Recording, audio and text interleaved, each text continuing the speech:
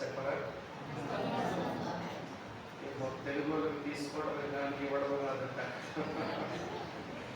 తెలుగు సాంప్రదాయం వందనాలకు ప్రతి వందనాలు చెప్పడం సభ్యత అవుతుంది కదా, అది నేర్చుకోవాలి మనం.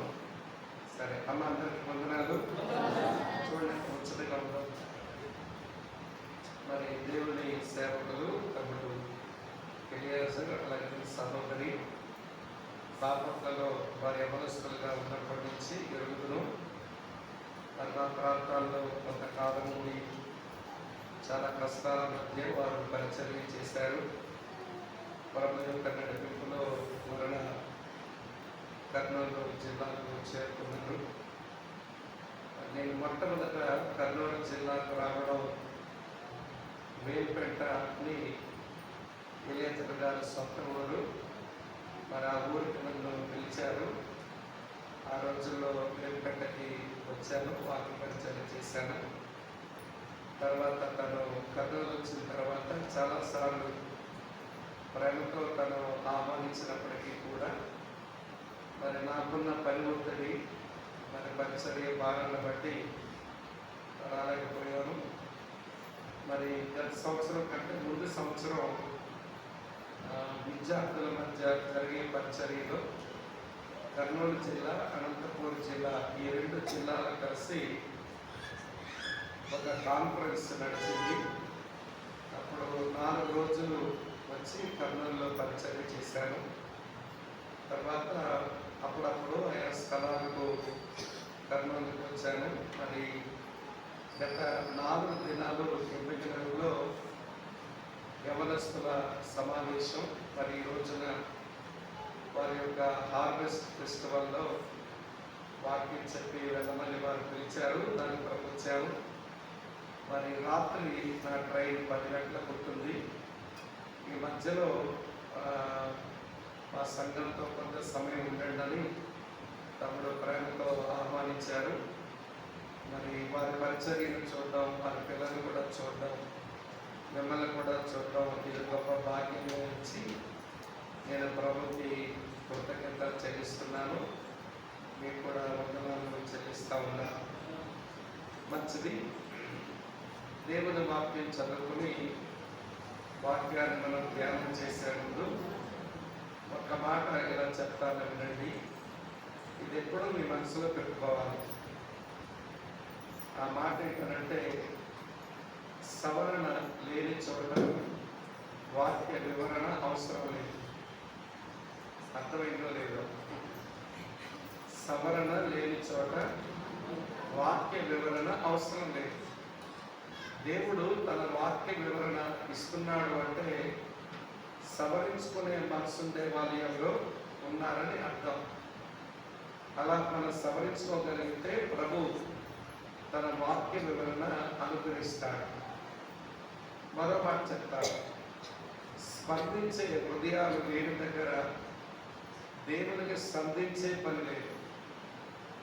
ఎవరైతే స్పందిస్తారో అక్కడ ప్రభు స్పందిస్తాడు. మనం స్పందించకుండా అట్లనే ఉన్నామనుకోండి, కొంతమంది ఎట్లుంటారంటే వాక్యం వింటూ ఉంటారు కానీ వారి దగ్గర ఏమి పెద్ద కదిలికలు కనబడవు, రాళ్ళు ఎలా కూర్చుంటారన్నమాట. అర్థమవుతుందా? ఏమి స్పందించరు. మరి స్పందించని మనుషులకు దేవుడు స్పందించే పని కూడా ఆయనకు ఉండదు. మరి గత కొద్ది దినాల్లోనే దేవుడి దాసులు సిద్దిపేట నుంచి బ్రదర్ ప్రకాష్ గారి మధ్యకు వచ్చినట్టుగా చెప్పారు. మళ్ళీ నేను కూడా ఈ వరవడిలో రావడానికి ప్రభు సహాయం చేశాను. చాలా సంతోషం. మనకున్న సమయంలోనే కొన్ని మాటలు మనము ధ్యానం చేద్దాం. సవరించుకునే మనసుతో, స్పందించే హృదయాలతో దేవుని సన్నిధిలో కూర్చొని దేవుని వాక్యాన్ని మనం విందాం. వాక్యాన్ని చదువుదాం రండి. సమూయేలు మొదటి గ్రంథం 2వ అధ్యాయం 30వ వచనంలో చివరి మాట చదువుతాను. సమూయేలు మొదటి గ్రంథం 2వ అధ్యాయం 30వ వచనం. నేను చదువుతాను, నా వెనకాల చెప్పండి. అప్పుడు అందరూ చదివినట్లు అవుతుంది. నా వెనకాల చెప్పండి. యెహోవా వాక్కు ఏదనగా, అమ్మ నా వెనకాల చెప్పన్నాను, నా భాష అర్థమలేదా? యెహోవా వాక్కు ఏదనగా, నన్ను గణపరచు వారిని నేను గణపరచుదును, నన్ను తృణీకరించువారు తృణీకారముందుదురు. మళ్ళీ చెప్తాను, చెప్పండి. యెహోవా వాక్కు ఏదనగా, నన్ను గణపరచు వారిని నేను గణపరచుదును, నన్ను తృణీకరించువారు తృణీకారముందుదురు. ప్రార్థన చేద్దాం. పరమ తండ్రి, నీ దాసుడు, మా సోదరుడు, మా సహోదరి ఈ ప్రాంతాలకు నీ దర్శనంతో ఈ చోటుకి వారు చేరారు. వారి స్థలానికి రావడం, ఇక్కడ పరిచర్య చేయటం, ఇది మీ అనాది కాల సంకల్పమైనందుకు మీకు స్తోత్రాలు. ఈ పరిచర్యలో వారితో కొంతమందిని మీరు సమకూర్చి వారి ద్వారా మీరు జరిగిస్తూ వస్తున్న ఈ నమ్మకమైన పరిచర్యకై మీకు స్తోత్రాలు చెల్లిస్తూ, ఈ పరిచర్యలో నేను కూడా ఈ రాత్రి కొంత సమయం ఈ ప్రజలతో గడిపేందుకు మీరు అనుగ్రహించిన మంచి సమయానికై మీకు స్తోత్రాలు చెల్లిస్తూ మాతో మాట్లాడమని యేసు ప్రభు పేర స్తోత్రించి ప్రార్థిస్తున్నాము తండ్రి. మాకు కొంచెం తగ్గించే ఉంచండి, కొంచెం తగ్గించే ఉంచండి. బాగుంది, మొదటి బాగుంది. మధ్యలో నాకు ఇక్కడ యాంప్లిఫైర్ ఉంటుంది, నా వాయిస్ నేనే పెంచుకుంటాను.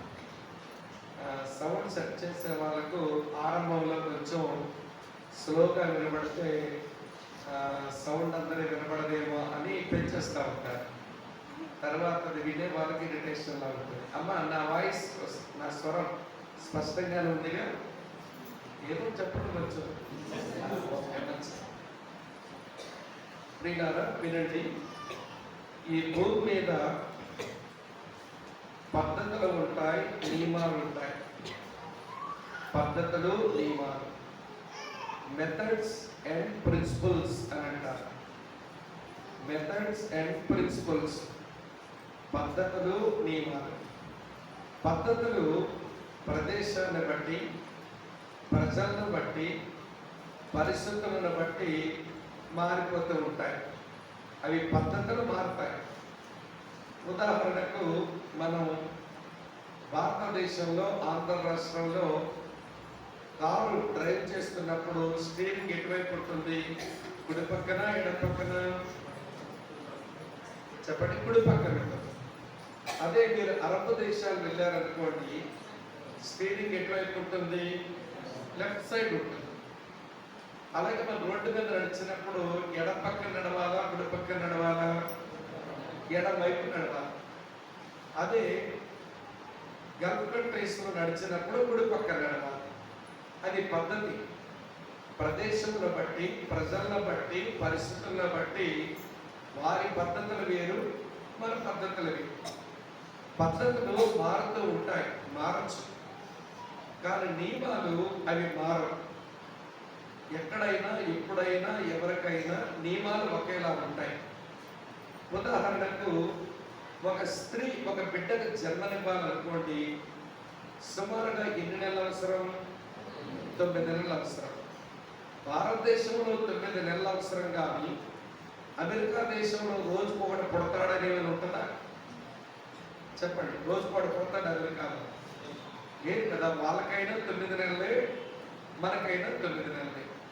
గ్లాసులో ఉన్న నీళ్లు నేను ఇలా ఒలిపించాను అనుకోండి, ఎక్కడ పడతాయి? నేల మీద పడతాయి. కర్నూలులో నేల మీద పడతాయి, కానీ అమెరికాలో పైకి పోతాయి అని ఉందా? లేదు, లేదు. అవి ఎక్కడైనా నేల మీద పడేది. ప్రిన్సిపల్, నియమం.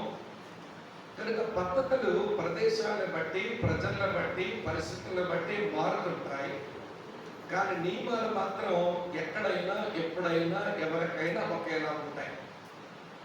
ఈ మాట మీకు బుద్ధెందుకు చెప్పానంటే, ఈ బైబిల్ దేవుడు నేను ఒక నియమాన్ని కలిగి ఉన్నాను అని చెప్తున్నాడు. ఏమిటంట ఆయన పెట్టుకున్న నియమం? నన్ను గణపరిచే వారిని నేను గణపరుస్తాను, నన్ను తృణీకరించే వారు తృణీకారం పొందుతారు. ఇది ఎప్పుడైనా ఎక్కడైనా ఎవరికైనా ఒకటే, సేవకులమైన మాకైనా ఒకటే, విశ్వాసులైన మీకైనా కూడా అంతే. ఇది నియమం మారదు. పద్ధతులైతే మార్చుకోవచ్చు కానీ నియమాలు మారవు.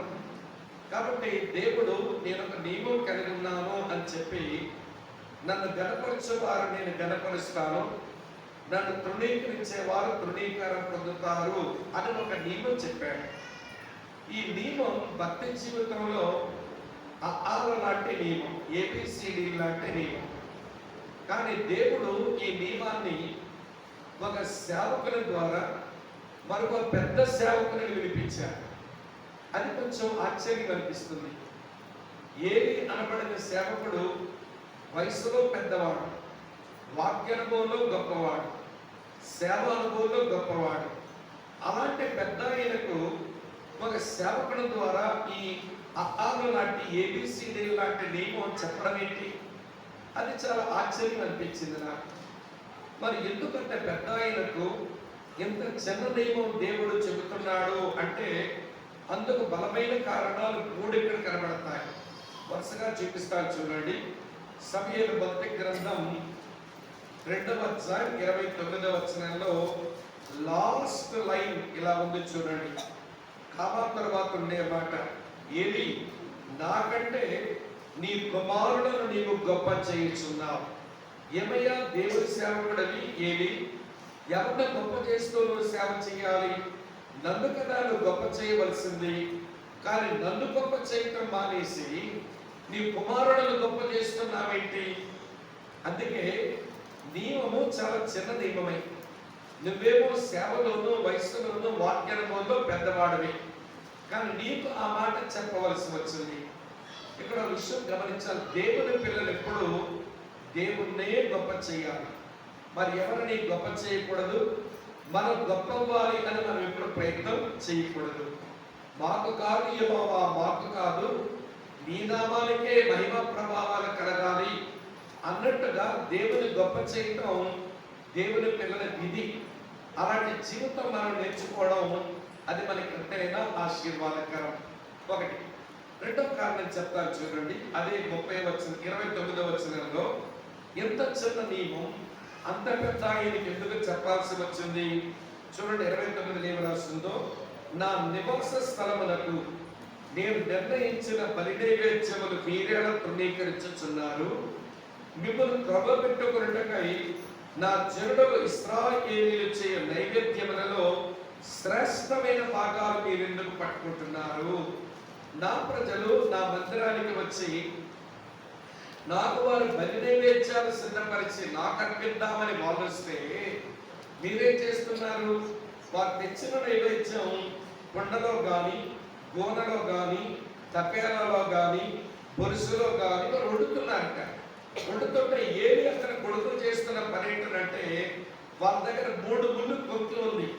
ఆ కొక్కితో ఆ బొరుసులో కానీ తపేలలో కానీ ఇట్లా కొట్టి ఆ 3 ముళ్ళు కొక్కితో లాగుతుంటే ఎంతైతే మాంసం వచ్చేస్తుందో వీళ్ళు తినేస్తున్నారట. దేవునిగా చెందవలసిన నైవేద్యాలు వీళ్ళు తినడం మొదలు పెట్టేస్తున్నారు. అక్కడ దేవుడు ఒక హార్ష్ పదజాలం ఉపయోగించినాడు. ఏమన్నాడంటే మిమ్మల్ని కొవ్వ పెట్టుకున్నట్టుకై అన్నాడు.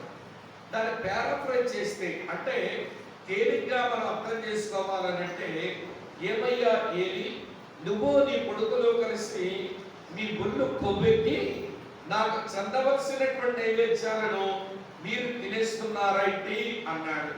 నాకు చెందవలసిన నైవేద్యం నువ్వు తినేయటం వలన నువ్వు నన్ను సరిగా గణపరచడం లేదు. అందుకే నీకు చిన్న మాట అంత పెద్దవాడమైనా నీకు వినిపించవలసి వచ్చింది. అమ్మ అర్థమవుతుందా ఎందుకు చెప్పినాడో? ఎవరికి చెప్తున్నాడు? వయసులోను, వాక్యానుభవంలోను, సేవ అనుభవంలోను ఒక పెద్దవాడు అయిన ఏలి అనబడే సేవకునికి ఈ చిన్న మాట, భక్తిలో ఆరు లాంటి మాట, భక్తిలో ఏబిసిడి లాంటి మాట వినిపిస్తున్నాడు దేవుడు. ఎందుకు అలా చేయవలసి వచ్చిందంటే దేవుని కంటే తన కుమారులను గొప్ప చేస్తున్నాడు ఒక కారణం. రెండవ కారణం, దేవునికి చెందవలసిన నైవేద్యాలను తాను తినేస్తున్నాడు. రెండో కారణం. మూడో కారణం చెప్తాను చూడండి. ఎక్కడే సమూయేలు మొదటి గ్రంథం 2వ అధ్యాయం 35వ వచనం చూడండి.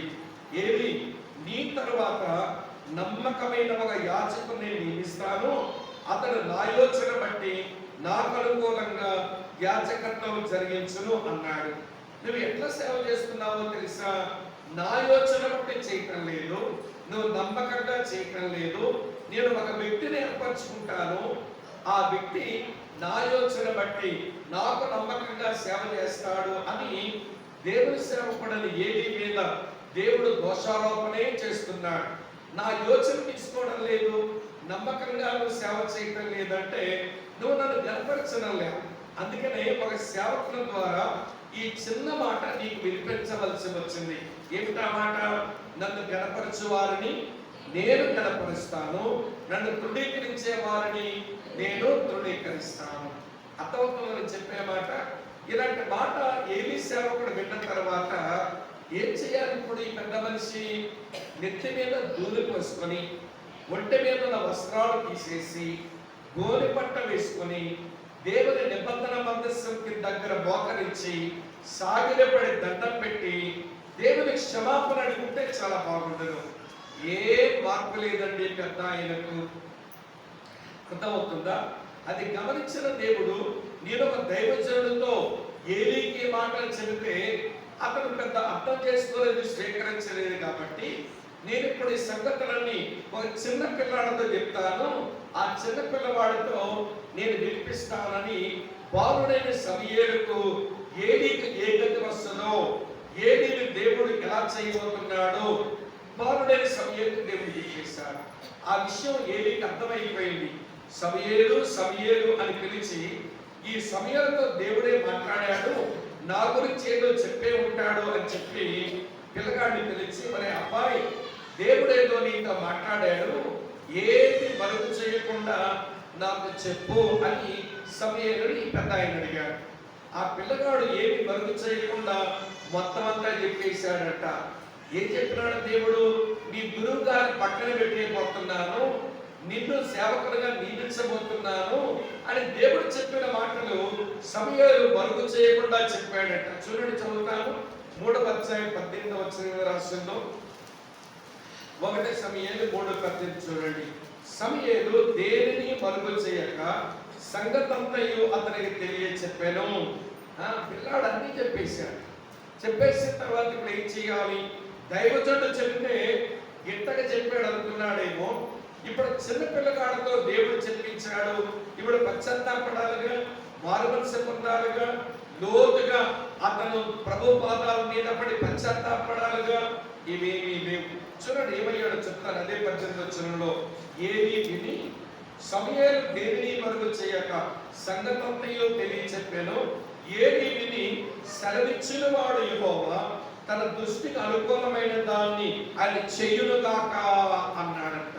అంటే అర్థం ఏంటంటే, సెలవిచ్చిన వాడు యెహోవా ఆయన దృష్టికి ఆయనకు అనుకూలమైన ఆయన చెయ్యునుగాక అంటే అర్థం ఏంటి? నేను మారణగాక చెప్పడమేగా. అర్థమవుతుంది చెప్పే విషయం.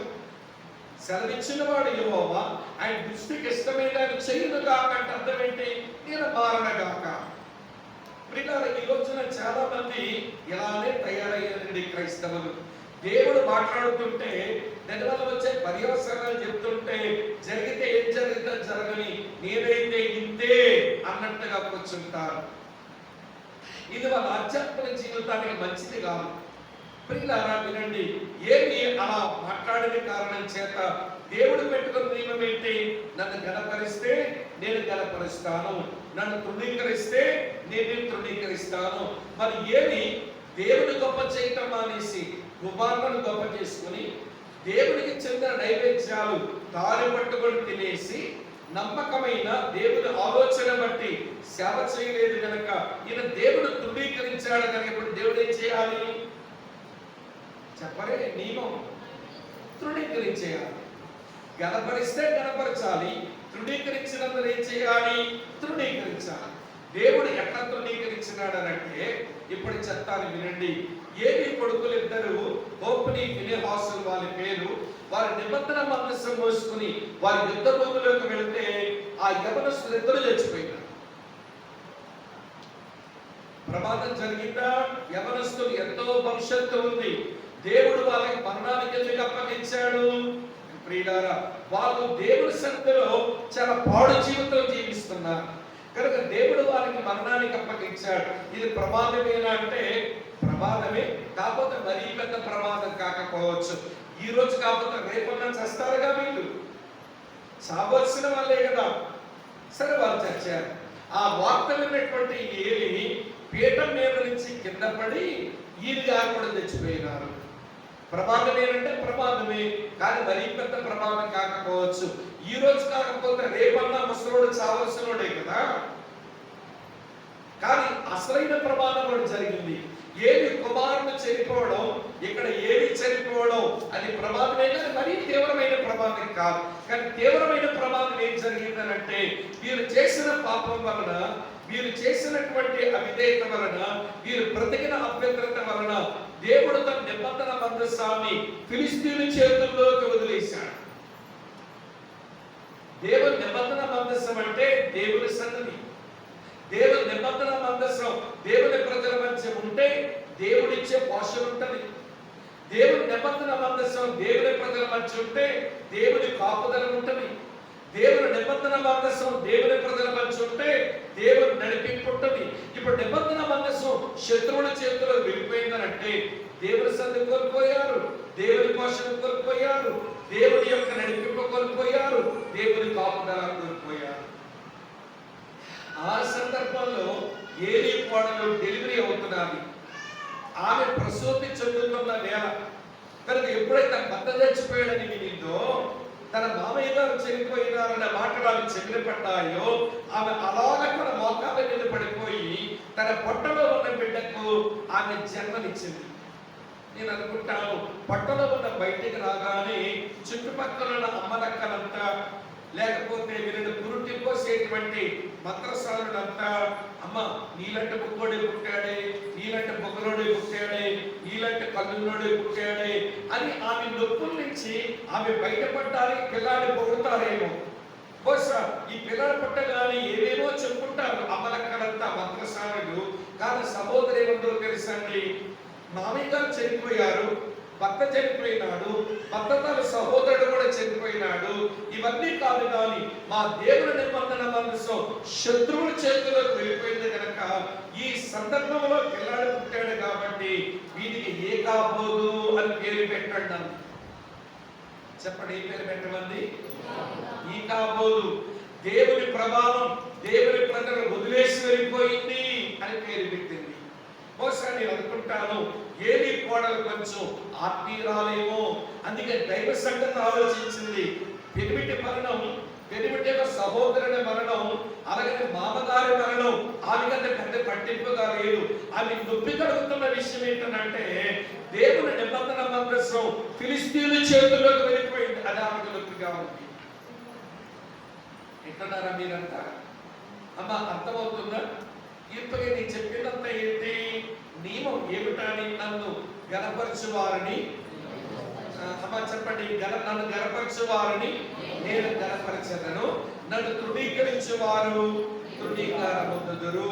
ఈ మాట విన్న తర్వాత కూడా దేవుని గణపరచడం నేర్చుకోకుండా దేవుడు తృణీకరించిన కారణం చేత ఏలి జీవితం, అతని కుటుంబ జీవితం, అతని సేవా జీవితం ఎంత భయంకరమైపోయిందో అర్థమైందా? ఇదంతా నా ప్రసంగం ఉపోద్ఘాతమే. అసలు ప్రసంగం ఇప్పుడు మొదలు పెడతాను, వినండి. ఉపోద్ఘాతమే కొంచెం బంగాళాఖాతం అని చెప్పా, ఎందుకంటే ఇవన్నీ అవసరం కాబట్టి, తెలియాలి కాబట్టి చెప్పాను. ఇప్పుడు ఏలి దగ్గర దేవుడు వినిపించిన నియమం, ఏలి అతని కొడుకుల దగ్గర దేవుడు జరిగించిన నియమం వాళ్ళ వెనకాల వస్తున్న తరాలకు గుణపాఠమే కదా.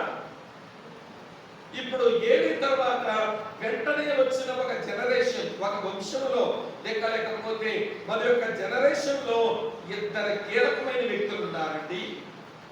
ఆ ఇద్దరికి ఈ నియమం సంగతి తెలుస్తుంది. ఏలిని దేవుడు ఎందుకు తృణీకరించినాడు, ఓపుని ఫినెహాసును ఎందుకు తృణీకరించినాడు, నిబంధన మందసం ఫిలిష్తీయుల చేతిలో వదిలేసినాడు అని ఎరిగినటువంటి ఆ తరములో ఇద్దరు వ్యక్తులు, ఈ నియమం ఎరిగిన వారు నియమం ప్రకారమే బ్రతకాలి కావాలి. ఆ ఇద్దరు వ్యక్తులకు చాలా దగ్గర పోలికలు ఉన్నాయి. చెప్తారు వినండి. అందులో ఒక వ్యక్తి తన తండ్రి గాడిదలు పోతే వెతుక్కుంటూ పోతున్నాడు ఒక ఆయన.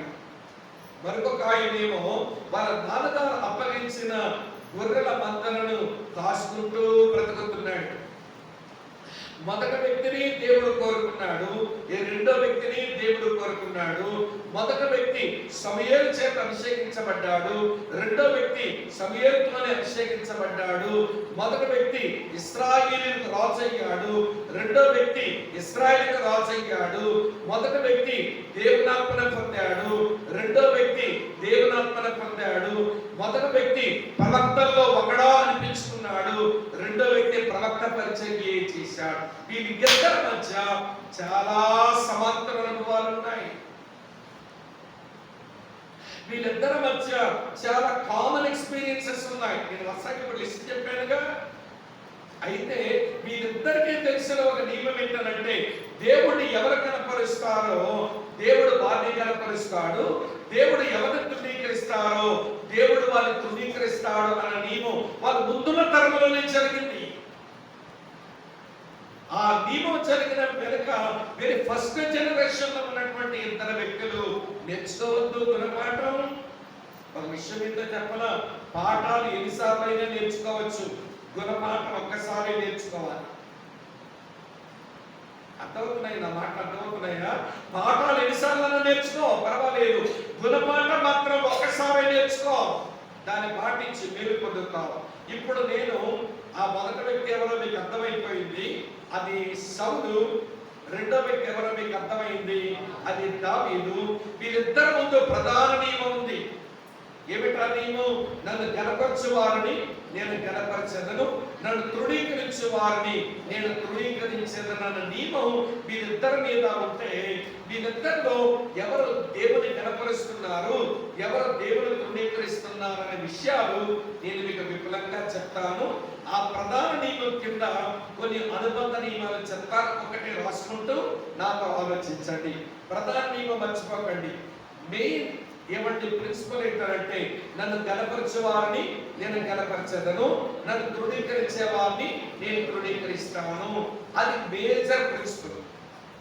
దాని కింద ఉన్న అనుబంధ సబ్ ప్రిన్సిపల్స్ ఏంటంటే ఒక్కొక్కటే చెప్తాను, వీళ్ళిద్దరి జీవితం చూపిస్తాను, అప్పుడు మన జీవితం వరకు తెచ్చి వీటిని అప్లై చేసుకుందాం. సరే, మొట్టమొదటి సబ్ ప్రిన్సిపల్ చిన్న నియమం ఏంటంటే, దేవుని చిత్తము చేయుట, డూయింగ్ గాడ్స్ విల్. దేవుని చిత్తము చేయుట. ఈ సౌలు దేవుని చిత్తం చేయడంలో ఎట్లున్నాడో చూద్దామనండి. సమూయేలు మొదటి గ్రంథం 13వ అధ్యాయం. సమూయేలు మొదటి గ్రంథం 13వ అధ్యాయం చూడండి, 11వ వచనం ఇలా ఉంది. సమూయేలు అతనితో అంటే సౌలుతో, నువ్వు చేసిన పని ఏమని అడిగాను. అందుకు సౌలు, జనుడు నా యుద్ధ నుంచి చెదిరిపోవటయు, నిర్ణయ కాలమున నువ్వు రాకపోవటయు, ఫిలిష్తీయులు మిక్మషులో కూడి ఉండట నేను చూచి, ఎక్కడో యెహోవాను సాధ్యపరచగలిపి ఫిలిష్తీయులు గిల్గాలునకు వచ్చి నా మీద పడుతురనుకొని నా అంతట నేను సాహసించి దహన బలి అర్పించితిని అని. సాహసించి అనే మాట ఎందుకు వాడాడు? ఆయనకు తెలుసు, ధర్మశాస్త్రములను పట్టుకొని దేవుని ప్రజలను పాలించే ఇశ్రాయేలును మొట్టమొదటి రాజైన సౌలుకు తెలుసు, దహన బలి అర్పించవలసిన పని దేవుడు యాజకులకు ఇచ్చాడు. నేను యాజకుడిని కాదు, నేను రాజుని. నేను అర్పించవచ్చా దహన బలి? అర్పించకూడదు.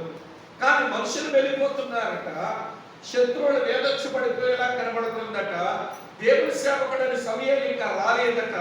అందుకని తాను సాహసించి దహన బలి అర్పించేశాను అన్నాడు. ఇది ఏమిటి అంటే చెప్తాను వినండి. దేవుని చిత్తము తెలిసిన, దేవుని చిత్తము చెయ్యని మనస్తత్వం. ఇంతగా దేవుని చిత్తము తెలిసిన, దేవుని చిత్తం చేయని మనస్తత్వం అప్పింది ఇతగాడికి. సరే, మరి దేవుని గణపరచడం అందామా, దేవుని తృణీకరించడం అందామా? దీన్ని దేవుని తృణీకరించడమే. దేవుని చిత్తం నీకు తెలుసుంటే కూడా ఆ చిత్తానికి వ్యతిరేకంగా పనిచేసావేంటి? నువ్వు దేవుని తృణీకరించినట్లు. రండి దావీదు విషయానికి వద్దాం. మనం దావీదు విషయానికి వచ్చేసరికి సమూయేలు 2వ గ్రంథానికి రండి. 2వ అధ్యాయం చూడండి, పక్కనే సమూయేలు 2వ గ్రంథం 2వ అధ్యాయం చూడండి. ఇది జరిగిన తర్వాత, మొదటి వచనం, ఇది జరిగిన తర్వాత యోధా పట్టణములలోనికి నేను పోదునా అని దావీదు యెహోవా యొద్ద విచారణ చేయగా పోవచ్చును అని యెహోవా అతనికి సెలవిచ్చెను. నేను పోవలసిన స్థలమేదన దావీదు మనవి చేయగా హెబ్రోనుకు పొమ్మని ఆయన సెలవిచ్చెను. ఇంతవరకు ఆ దేవుని ప్రజల పట్టణాలకు వెలుపల బ్రతుకుతున్నాడు దావీదు. ఇప్పుడు దేవుని అడిగాడు, దేవా నేను పట్టణాల్లోనికి వెళ్ళొచ్చా అన్నాడు. దేవుడు వెళ్ళవచ్చయ్యా అన్నాడు. సరే వెళ్ళవచ్చు అంటున్నావు, సరే ఏ పట్టణానికి నన్ను వెళ్ళమంటావు అని మళ్ళీ అడిగాడు. హెబ్రోనుకి వెళ్ళు అని దేవుడు చెప్పాడు. అంటే దావీదుకు దేవుని చిత్తం తెలియకపోయినా అడిగి దేవుని చిత్తం చేయాలని ఉంది. చూస్తారా మా తేడా ఎట్లుందో? ఆయనకు దేవుని చిత్తం తెలుసు, తెలిసినా దానికి వ్యతిరేకంగా చేశాడు. ఈయనకి దేవుని చిత్తం తెలియదు, అడిగి మరీ దేవుని చిత్తం చేస్తున్నాడు. నేను మొదటి సమూయేలు గ్రంథం 2వ సమూయేలు గ్రంథం చదివితే దావీదుకు దేవుని చిత్తం తెలియని 8 సార్లు దేవుని చిత్తం అడిగి మరీ దేవుని చిత్తం చేశాడు. మీరు కావాలంటే యెహోవా యొద్ద దావీదు విచారణ చేసెను అనే మాటలు మీకు 8 సార్లు కనబడతాయి ఈ 2 గ్రంథాల్లో. తనకు దేవుని చిత్తం తెలియకపోయినా అడిగి మరీ దేవుని చిత్తం చేస్తున్నాడు. సరే ఇప్పుడు చెప్పండి, దావీదు దేవుని గణపరిచాడన్నామా లేక దేవుని తృణీకరించాడని మనం అందామా? చెప్పండి, మీరే చెప్పండి. దేవుని చిత్తం తెలిసినా చెయ్యని వాడు దేవుని తృణీకరించిన వాడు, దేవుని చిత్తం తెలియకపోయినా అడిగి మరీ తెలుసుకుని దేవుని చిత్తం చేసిన వాడు దేవుని గణపరచువాడు. సరే పక్కన పెట్టి మన వరకు వద్దాం. మన విషయంలో దేవుని చిత్తం చేయడం ఎట్లున్నా మనం దేవుని పిల్లలమైన మనం దేవుని చిత్తమే చేయాలి. అంతెందుకు ఏ యేసు ప్రభునైతే నమ్మేమో, ఏ యేసు ప్రభునైతే వెంబడిస్తున్నామో ఆయనే తన తండ్రి చిత్తం చేసేవాడు. చదవండి వచనం ఎలా ఉంటుందో. యోహాను సువార్త 6వ అధ్యాయం 38వ వచనం. చాలా మంచి వచనం, అండర్లైన్ చేయండి. యోహాను సువార్త 6వ అధ్యాయం 38వ వచనం. ఏమని చదువుతాం అక్కడ? యేసయ్య అంటున్నాడు, నేను నా ఇష్టమును నెరవేర్చుకుంటకు రాలేదు, నన్ను పంపిన వారి చిత్తము నెరవేర్చుటకి పరలోకము నుండి నేను దిగి వచ్చిందని అన్నాడు. సోదరి స్నేహితురాలు వింటున్నారా? యేసయ్య మనస్తత్వం ఏంటంటే తన తండ్రి చిత్తం చేసే మనస్తత్వం. మరి అలాంటి యేసు ప్రభువును నమ్ముకున్నావు, అలాంటి యేసు ప్రభువును వెంబడిస్తున్నావు, మరి దేవుని చిత్తం చేసే ఆరాటం నీకు ఉండాలిగా. అందుకనే యోహాను మాట రాశాడు. చాలా మంచి వచనం, ఇది కూడా నోట్ చేయండి. మొదటి యోహాను పత్రిక 2వ అధ్యాయం 17వ వచనంలో ఏముంటుందనంటే, లోకము దాని ఆశయు గతించిపోవులే గాని దేవుని చిత్తము జరిగించువాడు, చెప్పండి, నిరంతరము నిలుస్తాడు. నిరంతరము నిలుస్తాడు. దేవుని చిత్తము అడిగి మరీ తెలుసుకుని దేవుని చిత్తం చేయాలి. ప్రియులారా వినండి, మనం ఏదో ఆస్తి కొనబోతున్నాం, లేదా మన పిల్లగా పెళ్లి చేయబోతున్నాం, లేదా మన పిల్లాడు ఉద్యోగాన్ని పంపబోతున్నాం, లేదా సేవకులకు ఒక తీర్మానం చేయబోతున్నాం. అప్పుడు దేవుని చిత్తం అడగాలిగా. అడిగి మనం చేస్తే దేవుని కనపరిచే వాళ్ళము. దేవుని చిత్తం మనం అనుసరించకపోతే దేవుడు తృణీకరించే వారిగా మారిపోతాం. మీరు అడగొచ్చు, స్వామి బ్రదర్ దేవుని చిత్తం ఎట్లా తెలుస్తుందండి అని. నేను ఒక మంచి వచనం చూపించనా?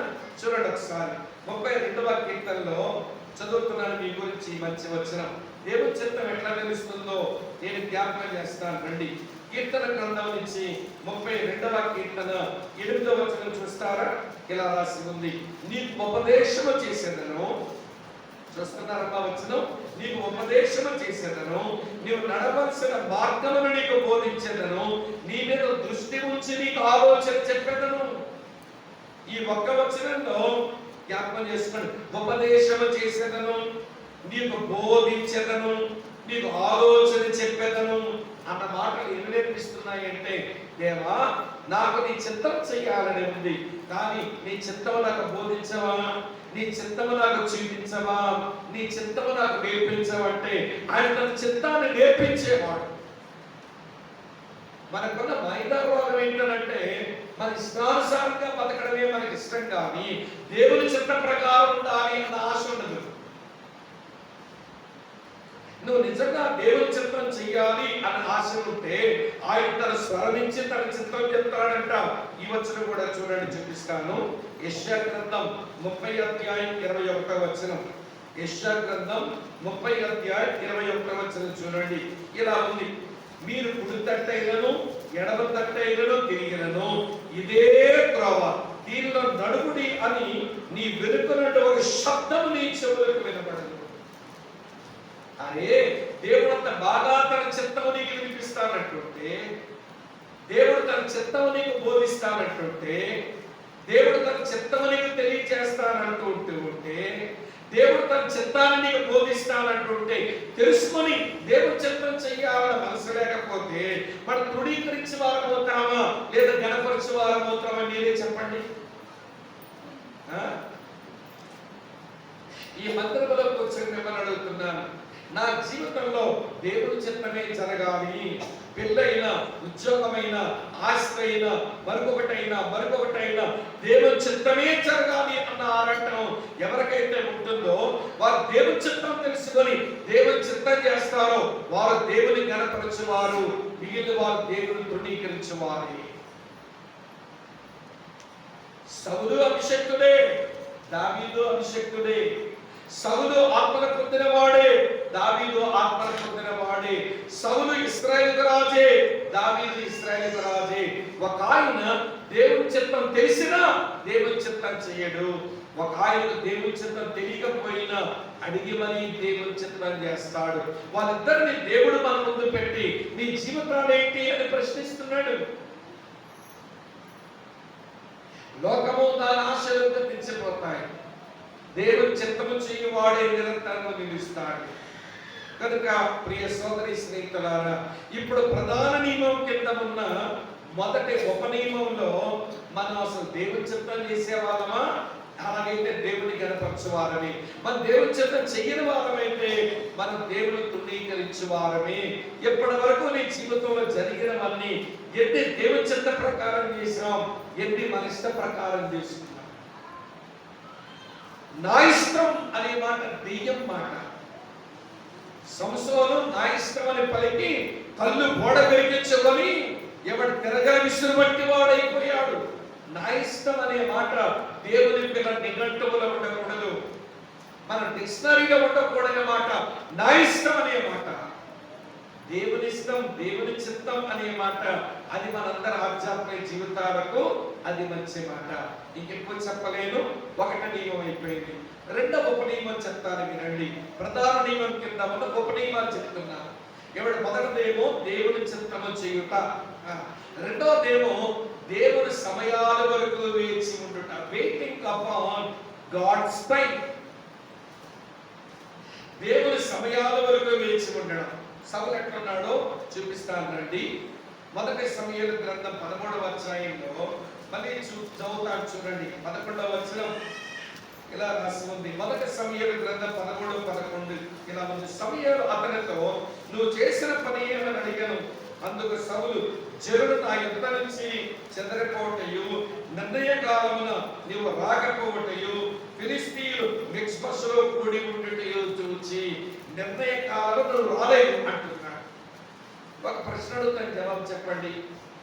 కాలేజీలో చదువుకునే పిల్లలు వారికి కాలేజీకి వచ్చే క్లాసులకు అటెండ్ అవ్వడానికి టైం టేబుల్ ప్రిన్సిపాల్ వేస్తాడా, లేక మీరు టైం టేబుల్ వేసుకొని ఈ టైం టేబుల్ ప్రకారం కాలేజీ నడుపుకొని మీరు చెప్తారా?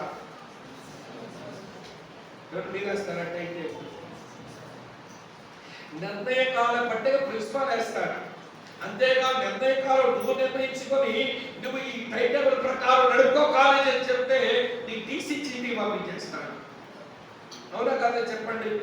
ఇప్పుడు సమయాలు నిర్ణయ కాలం నీకు ఇవ్వాలా, లేక నువ్వు ఒక నిర్ణయ కాలం వరకు రాలేదనుకుని ఈ పని చేస్తావా? అయ్యా నా విషయం అర్థమవుతుందా? ఈ సౌలు ఎలాంటి వాడనంటే దేవుని సమయాల వరకు వేచి ఉండే మనస్తత్వం లేదు. దేవుని సమయాల వరకు వేచి ఉండే మనస్తత్వం లేదు ఈయనకు. సరే సంగతి అట్టి పెట్టండి. దావీదు దగ్గర రండి చూపిస్తాను. సమూయేలు 2వ గ్రంథం 2వ అధ్యాయం 4వ వచనం చూడండి. సమూయేలు 2వ గ్రంథం 2వ అధ్యాయం 4వ వచనం. అంతలో యోధావారు అక్కడికి వచ్చి యోధావారి మీద రాజుగా దావీదునకు ఏం చేశారట? పట్టాభిషేకం చేశారు. మీకు ఆ విషయం చెప్పన, సమూయేలేమో అభిషేకం చేశాడు. హెబ్రోనులోని యోధావారేమో పట్టాభిషేకం చేశారు. ఒక ప్రశ్న అడుగుతాను, జవాబు చెప్పండి. ఆయన అభిషేకించబడిన నాటికి, అతను పట్టాభిషేకం చేయబడిన నాటికి మధ్యలో టైం ఎంత అంటే 13 సంవత్సరాలండి. 13 సంవత్సరాలు. సమూయేలు అభిషేకించాడు రాజుగా, కానీ సామ్రాజ్యము లేదు, సింహాసనము లేదు, కిరీటము లేదు, సైన్యము లేదు. అసలు సౌలు చంపేస్తాడంటే అరణ్యాలు బట్టి తిరుగుతున్నాడు దావీదు. అభిషేకించబడిన రాజుకి ఏమీ ఉండవు, పట్టాభిషేకం చేయబడిన రాజుకి అన్ని వస్తాయి. అభిషేకం వేరు, పట్టాభిషేకం వేరు. అభిషేకించబడిన రాజు అభిషేకించబడిన తర్వాత దేశాటన చేయాలి. ప్రజలు ఎలా ఉన్నారు, వాళ్ళ కష్టాలు ఎలా ఉన్నాయి, ఎలా నేను పరిపాలించగలను అని దేశాటన చేసి ప్రజల యొక్క స్థితిగతులు తెలుసుకోవాలి. తర్వాత మళ్ళీ వస్తే అప్పుడు పట్టాభిషేకం చేస్తారు. వింటున్నారా మీరు? అంటే ఇప్పుడు దావీదు ఎంతకాలం వెయిట్ చేశాడు? చెప్పండి చెప్పండి. ఎన్ని సంవత్సరాలమ్మా? 30 years, 13 సంవత్సరాలు. ఇప్పుడు దావీదే లేచి, సౌలు ఎవడురా రాజు, ఈ రోజు నుంచి నేనే రాజునంటే దావీదు రాకున్నాడు ఎవరన్నా చెప్పండి. రాజుగారి కొడుకైన యోనాతానుకు దావీదంటే ఇష్టం. రాజుగారి కూతురైన మీకాలకు దావీదంటే ఇష్టం. సౌలు ఇంట్లో ఉన్న యోధులందరికీ దావీదంటే ఇష్టం. ఆ రోజున ఇశ్రాయేలు ప్రజలందరికీ దావీదంటే ఇష్టం. ఇప్పుడు దావీదు లేచి నేనే రాజును అంటే ఆపేవాళ్ళు ఎవరు లేరు. కానీ ఆ పిచ్చి పని దావీదు ఎప్పుడు చేయలా. దేవుని సమయంలో దేవుడు నన్ను రాజుగా పట్టాభిషేకం చేస్తాడు, అభిషేకించిన వాడు పట్టాభిషేకం చేయడని దేవుని సమయాల వరకు వేచి ఉన్నాడే తప్ప ఆయన ఎప్పుడూ తొందరపడదా. చూస్తారా అంత వ్యత్యాసం ఉందో? ఆయనేమో దేవుని సమయాల కొరకు వేచి ఉండలేడట, ఈయనేమో దేవుని సమయాల వరకు వేచి ఉండడం నేర్చుకున్నాడు. ఇప్పుడు మన వరకు వస్తాను, ఏదో జరగాలని మనం అనుకున్నాం, దేవుని సమయాల వరకు వేచి ఉంటామా? కొంతమంది మా పిల్ల వాళ్ళని చర్చకు వస్తారు, ప్రార్థన చేయండి అని సేవకుడు చెప్తారు. ఓ 2 నెలలు అయింది, ఏ సంబంధం రాలేదు. ఏం దేవుడు, ఏం ప్రార్థన, వచ్చేంత కావాలమ్మా వచ్చి చెప్పరే. 2-3 నెలలు అయింది, ప్రార్థన చేస్తున్నారు, దేవుడు తగిన సంబంధం తెస్తాడు, ఆగరాదు అంటే ఆగలేరనమాట కొంతమంది. మా ఇంట్లో ఆయనకి బాగలేదు, ప్రార్థనకు వచ్చాము, దేవుడు స్వస్థపరుస్తాడని వచ్చామని వస్తారు. ఇంకా స్వస్థత లేదనుకోండి, ఏ దేవుడో, ఎందుకు నమ్ముకున్నాము, ఏ కార్యము జరగలేదు. ఏం చేయలేరా? బైబిల్ దేవుడు ఎలాంటి వాడనంటే ఆయన తొందరపడ్డు, ఆయన ఆలస్యము చేయడు. The God of Bible never hurries, God of Bible never delays. ఆయన తొందరపడేది చేయడు, అలాగని ఆలస్యంగా చేయడు. ప్రసంగి 3:11లో రాసి ఉంటుంది, కావాలంటే చదవండి. ప్రసంగి గ్రంథం 3:11లో దేని కాలమందు అది చక్కగా జరుగునట్టు ఆయన సమస్తమును నియమించి ఉన్నాడు. ఏ కాలంలో ఏది జరగాలో ఆ టైంలో చేస్తాడు, తొందరపడితే చేయడు. దేని కాలం అందరూ చక్కగా జరుగునట్లు సమస్తాన్ని నియమించిన. అంతెందుకండి, ఆయన శరీరం ఈ లోకానికి వచ్చాక మొట్టమొదటి పెళ్లికి పోయినాడు. పెళ్లిలో ఏమి లేదు, ద్రాక్షారసం లేదు. వాళ్ళ అమ్మ చేయమనండి, నాయన ద్రాక్షారసం అయిపోయింది, ఏదన్నా చేసి పెట్టంటే ఏసై నోట్లో వచ్చిన మాట ఏంటి, అమ్మా నాతో నీకేం పని, నా సమయం ఇంకా రాలేదు అంటే ఎప్పుడేం చేయాలో నాకు తెలుసమ్మా అన్నాడు. శిష్యులంతా యేసు ప్రభు చుట్టూ చేయరు. ఒకసారి అంటారు యోహాను సువార్త 7వ అధ్యాయంలో, ప్రభువా యెరూషలేములో పండగ అవుతుంది, మనం వెళదామా పండగ అని అడిగితే, మీ సమయం ఎల్లప్పుడు మీ దగ్గరనే ఉంది, నా సమయం ఇంకా రాలేదు అన్నాడు. అంటే పండగ కట్టడానికి ఆయన కంటే టైం ఉందంట, ఒక అద్భుతం చేయడానికి ఆయన కంటే టైం ఉందంట. తర్వాత యోహాను సువార్త 17:1 అంటాడు, తండ్రి నా గడియ వచ్చి ఉన్నది అన్నాడు. నేను వెళ్ళి వీరందరి పాపాల కొరకు మరణించవలసిన గడియ వచ్చి ఉన్నది అని అంటాడు. ఆయన ప్రతిదానికి ఒక టైం పెట్టుకున్నాడండి. ఆ టైంలో చేస్తాడండి. బైబిల్ దేవుడు, ఈ మాట గుర్తుపెట్టుకోండి, ఇప్పుడు బైబిల్ దేవుడు ఎప్పుడు తొందరపడ్డు, బైబిల్ దేవుడు ఎప్పుడు ఆలస్యం చేయడు. ఏ సమయంలో ఏది చెయ్యాలని బాగా చేస్తాడు. అంతెందుకంటే మేము ఉదాహరణ చెప్తాను.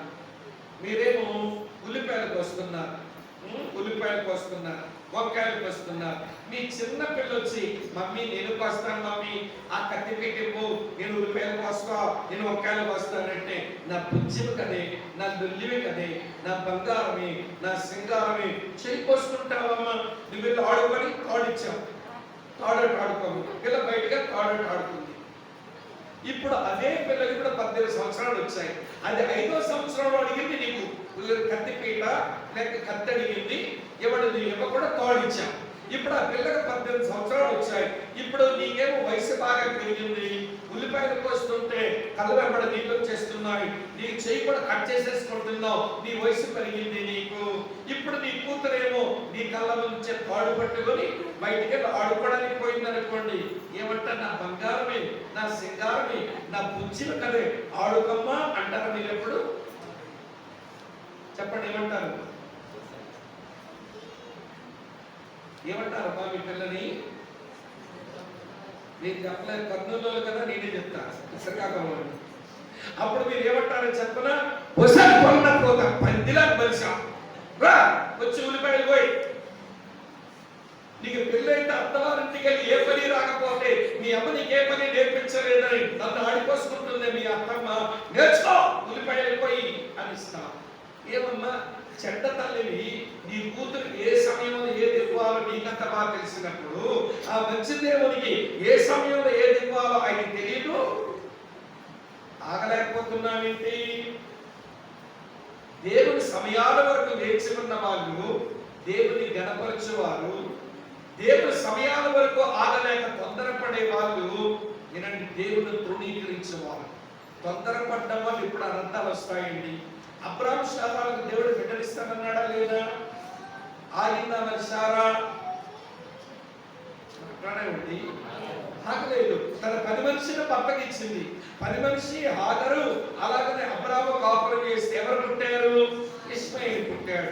ఇప్పుడు ఇశ్రాయేలు ప్రజలకు అబ్రాహాము సంతానానికి 4000 సంవత్సరాలుగా శత్రువులు తయారయ్యారంటే ఎవరు చేసిన తప్పిదం? శారక్క తొందరపడితే అనర్థాలు తెచ్చుకుంటాం. ఈ బైబిల్ దేవుడు, చెప్పండి, బైబిల్ దేవుడు ఎప్పుడు తొందరపడ్డు, బైబిల్ దేవుడు ఎప్పుడు ఆలస్యం చేయడు. ఏ సమయంలో చెయ్యాలో ఆ సమయంలో చేస్తాడు. వేచి ఉండడం మనం నేర్చుకోవాలి. దావీదు 11 సంవత్సరాలు వేచి ఉన్నాడండి. ఆయన కొద్ది నిమిషాలు ఆగలేకపోయాడండి. కొద్ది నిమిషాలు ఆగలేని సౌలు దేవుని తృణీకరించాడు. 13 సంవత్సరాలు వేచి ఉన్న దావీదు దేవుని గణపరిచాడు. ఈ ఆధ్యాత్మిక వాక్యం తెలుగులో నీ సంగతి ఏంటి? దేవుని సమయాల వరకు వేచి ఉండడం నీకొచ్చా? లేక తొందరపడి దేవుని మీద, సేవకుల మీద, సంఘం మీద నిష్ఠూరంతో మాట్లాడి దేవుని పని అనంతాలు తెచ్చుకుంటున్నావా? ఏమో, నీ సంగతి నీకే తెలుస్తుంది, నా సంగతి నాకే తెలుస్తుంది. 2 విషయాలు చెప్పారు. మొదటిదేమో దేవుని చిత్తము చేయడం, రెండవదేమో దేవుని సమయాల వరకు వేచి ఉండడం. మూడో సంగతి చెప్తానండి. మూడో సంగతి ఏంటంటే దేవునికి విధేయత చూపట. Submission unto the cross, submission unto the lord. ప్రభువుకి మనం విధేయత చూపడం. సౌలుకు విధేయత చూపడం ఎట్లున్నాడో చెప్తాను రండి. 1 సమూయేలు గ్రంథం 15వ అధ్యాయానికి రండి. సమూయేలు 1 గ్రంథం 15వ అధ్యాయానికి రండి. చూడండి, ఈ మాటలు చదువుతాను. దేవుడు సౌలుతో ఇలా అన్నాడు సమూయేలు ద్వారా, నువ్వు వెళ్ళి అమాలేకీయుల మీదకి వెళ్ళి అమాలేకీయులందరినీ చంపేసేయి, అమాలేకీయుల జంతువులు కూడా చంపేసేయి అన్నాడు. అమ్మ వింటున్నారా? సమస్తము నిర్మూలన చెయ్యి అన్నాడు. కానీ సౌలు అమాలేకీయుల మీదకి వెళ్ళి ఏం చేశాడట? చౌకాలు వినండి. 15వ అధ్యాయం, మొదటి సమూయేలు గ్రంథం 15వ అధ్యాయం 8వ వచనం చూడండి ఏమి రాసిందో. అమాలేకీయుల రాజైన అగగును ప్రాణంతో పట్టుకొని జనులందరినీ కత్తి చేత నిర్మూలన, అందరినీ చంపాడట. అగగును బతకనిచ్చాడట. ఎందుకు అగగు నీకెందుకయ్యా ఆయనతో బతకనిచ్చావు అంటే ప్రజలందరి ముందుకు వచ్చి, ప్రియులారా అమాలేకీయుల మీద దేవుడు గొప్ప విజయం ఇచ్చాడు, నేను జయించి వచ్చాను, దానికి రుచి ఏంటంటే ఇదిగో వాళ్ళ రాజును మీ ముందు తెచ్చి పెడుతున్నాను అని తనకు షీల్డ్ చూపించుకున్నట్టుగా, ఒక కప్పును చూపించుకున్నట్టుగా బతకనిచ్చాడు. దేవుడు ఏం చెప్పాడు? నేను అందరినీ నిర్మూలన చేయమన్నాడు. ఒక ఆయన వదిలిపెట్టాడు. జంతువులన్నీ చంపేయమన్నాడు. చూడండి ఏం చేశాడో. సమూయేలు అడుగుతున్నాడు. మొదటి సమూయేలు గ్రంథం 15వ అధ్యాయంలో చదువుతున్నాను వినండి ఈ మాట. 15వ అందుకు చూడండి 14వ వచనం. సమూయేలు అలాగైతే నాకు వినబడుచున్న గొర్రెలు అనుకునేను, ఎట్ల రెక్కలను ఎక్కడవి అని అడిగాను. అందుకు సౌలు, అమాలేకీయుల యుద్ధ నుంచి జనులు వీటిని తీసుకొచ్చినారు, నీ దేవుడైన యెహోవాకు బలులర్పించడానికి. జనులు గొర్రెల్లోను ఎడ్లలోను మంచి వాటిని వండనిచ్చినారు, మిగిలిన వాటన్నిటిని మేము నిర్మూలన చేశాం. మొత్తమంతా నిర్మూలన చేయమంటే కొన్నింటిని బతకనిచ్చి మరి దేవునికి ఆరాధన కల్పించా, దేవునికి అర్పించడానికి వచ్చానంటాడేంటి? అర్థమవుతుందా? సౌలు విధేయత ఎలా ఉన్నారంటే, బాగా వినండి మాట, ఇది ఎప్పుడు గుర్తుపెట్టుకోండి. సౌలులో సగమ విధేయత కనబడింది, సౌలులో సగమ విధేయత కనబడింది. ఈ సగమ విధేయత రెండూ కలిపి సంపూర్ణమైన విధేయత బయటకు వచ్చింది. Partial obedience plus partial disobedience is equal to perfect disobedience. ఆలకిస్తున్నారని చెప్పే మాట. అందరినీ చంపారంటే ఒకటి బతకనిచ్చాడట, జంతువులని చంపేమంటే కొన్ని వాటిని ఇచ్చాడట. అందుకనే చూడండి ఈ విధేయత గురించి గొప్ప వచనం ఇలా ఉంది. 15:22 అంటలో ఇచ్చేయండి, చాలా గొప్ప వచనం ఇది. విధేయత గురించి బైబిల్ చెప్పే అన్ని వచనాలలో గొప్ప వచనం ఇది. దీనికి మించిన వచనమే లేదు ఇక బైబిల్లో. 1 సమూయేలు 15:22. అందుకు సమూయేలు తన సెలవిచ్చిన ఆజ్ఞను ఒకడు గైకొనటం వలన యెహోవా సంతోషించినట్లు ఒకడు దాన బలులలో బలులలో అర్పించడం వలన ఆయన సంతోషించిన ఆలోచించము. బలులు అర్పించడం కంటే ఆజ్ఞని గైకొనుటయు, పొట్టేల క్రొవ్వు అర్పించడం కంటే మాట వినుటయు శ్రేష్టము. ఒక మాటలో చెప్పాలంటే నీ ఆరాధన ఎవరికి కావాలి, నీ అర్పణలు ఎవరికి కావాలి? ముందు ఆజ్ఞ వింటే బాగుంది కదా. నీవు ఈనాటి క్రైస్తవం ఇదే నేర్చుకుంది. మేము ఆరాధన చేస్తున్నాం, మేము అర్పణలు అర్పించేస్తున్నాం. మీ ఆరాధనలు ఎవరికి కావాలి, మీ అర్పణలు ఎవరికి కావాలి? ముందు ఆయన సెలవిచ్చిన ఆజ్ఞను మీరు గైకొనలే. ఆరాధించాం, చేతులు పెట్టాం, పురోమనర్శ పాట పాడాం, చప్పట్లు కొట్టాం, హల్లెలూయా అన్నాం, స్తోత్రం చెప్పాం, వందనాలు చెప్పాం. మళ్ళీ కానుకలు అర్పించవచ్చు, కానుకలు అర్పించాం. మంచిదే. నీ అర్పణ నీ ఆరాధన కంటే ముందు ఆయన ఆజ్ఞను విధేయత చూపాలి కదా. అందుకనే సమూయేలు అంటున్నాడు, నీ ఆరాధన ఎవరికి కావాలయ్యా, నీ అర్పణ ఎవరికి కావాలి? ఆయన సెలవిచ్చిన ఆజ్ఞను గైకొనలేదు కదా అన్నాడు. సరే, సౌలు సంగతి ఏంటంటే దేవుని ఆజ్ఞకు అవిధేయత చూపించి దేవుని తృణీకరించేవాడయ్యాడు. ఈ సంగతి పక్కన పెట్టండి.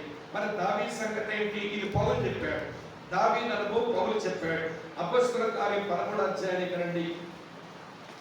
అపోస్తలుల కార్యం 13:22 చూడండి. ఏం రాస్తుందంటే, తరువాత అతనిని తొలగించి, అంటే సౌలుని తొలగించి దావీదును వారికి రాజుగా ఏర్పరచెను. మరియు ఆయన, నేను యెష్షయి కుమారుడైన దావీదును కొనుగొట్టిని, అతడు నా ఇష్టానుసారుడైన మనుషుడు, అతడు నా ఉద్దేశములన్నీ నెరవేర్చునని చెప్పి అతని గురించి సాక్ష్యం ఇచ్చాను. ఉద్దేశములకు నీటినా మాట్లాడండి. అన్నింటిలో నా తమ్ముడు ఉద్దేశాలన్నీ నెరవేరుస్తాడండి. దావీదు నాకు విధేయత చూపడంలో అన్నిటిలో విధేయత చూపించేవాడు. అది ఆయన దేవుని గణపరిచిన జీవిత విధానం. ఇప్పుడు గుర్తు చేసుకుందాం. ఈయన దేవుని ఆజ్ఞలకు విధేయుడు కాదు, ఈయన దేవుని ఆజ్ఞలకు విధేయత చెప్పిన వాడు, ఈయన తృణీకరించిన వాడు, ఆయన గణపరిచిన వాడయ్యాడు. ఇప్పుడు మన వరకు వద్దాం. ఇప్పుడు మన విధేయత మాట ఏంటి? అసలు మనం విధేయత నేర్చుకుంటున్నామా? ఆరోగ్యం లేకపోతే ఆరోగ్యం ఆయన ప్రార్థన చేస్తారు. ఆర్థిక అవసరాలు ఉంటే ఆర్థిక అవసరాలు తీర్చిన ఆయన ప్రార్థన చేస్తారు. వింటున్నారా లేదా? ఏమంటే ఆస్తులు కావాల్సి వస్తే ఆస్తులు దయచేవని ప్రార్థన చేస్తారు. మంచిదే, చేయండి, నేను తప్పని చెప్పడం లేదు. కానీ నాకు విధేయత నేర్పించు నాయనా అని ఎప్పుడైనా ప్రార్థన చేశామా? ఆ చేసిన ప్రార్థన బట్టి విధేయత నేర్చుకుంటున్నామా? అసలు మనం నమ్మిన ప్రభువే విధేయత నేర్చుకున్నాడు అంట. చూడండి, ఎబ్రీ పత్రిక 5వ అధ్యాయం ఏముందో, ఎబ్రీలకు రాసిన పత్రిక 5వ అధ్యాయం చదువుతాను. చూడండి, ఇలా రాసి ఉంది. 8వ వచనం చూడండి ఏం రాస్తుందో. ఎబ్రీ 5:8. ఆయన చూడండి 8వ వచనం, ఆయన కుమారుడై ఉండి తాను పొందిన శ్రమల వలన చెప్పడం ఏమి నేర్చుకున్నాడు? దేవుని పిల్లలను విధేయత నేర్చుకోవాలి. మన అవిధేయత ఎంత నష్టం చేస్తుందో సౌలు జీవితంలో నుంచి మీతో చెప్తాను, బాగా వినండి. సౌలు ఒక ఫెయిల్యూర్ కింగ్. సౌలు ఇశ్రాయేలు మొట్టమొదటి రాజు అయినా అతను ఒక ఫెయిల్యూర్ కింగ్. ఏం చేసినా అతనికి ఫెయిల్యూర్ వచ్చేస్తుంది. కనుక ఎందుకురా బాబు నేను చచ్చిపోతామని అనుకున్నాడు. అనుకుని నేను ఆయుధాల మీద పడతాను, అవన్నీ పోసేస్తాయి, రక్తం అంతా కారిపోతుంది, నేను చచ్చిపోతాను అని సూసైడ్ పూనుకున్నాడు. మీకు బలి విడ్డలో చెప్పనా, ఈ 66 పుస్తకాల బైబిల్ గ్రంథంలో సూసైడ్ కోరుకున్నది మొట్టమొదటి సూసైడ్ అటెంప్ట్ చేసింది ఎవరనంటే ఇశ్రాయేలీల మొట్టమొదటి రాజు అయిన సౌలు అనబడిన అభిషేకించబడిన రాజు. ఎంత ఆశ్చర్యంగా చూడండి. ఆయుధాల మీద పడి ఆత్మహత్య చేసుకుందాం అనుకున్నాడు. ఆయుధాల మీద పడ్డాడు, కోసాయి, కానీ రక్తం కాదు, చావు వచ్చిందిగా.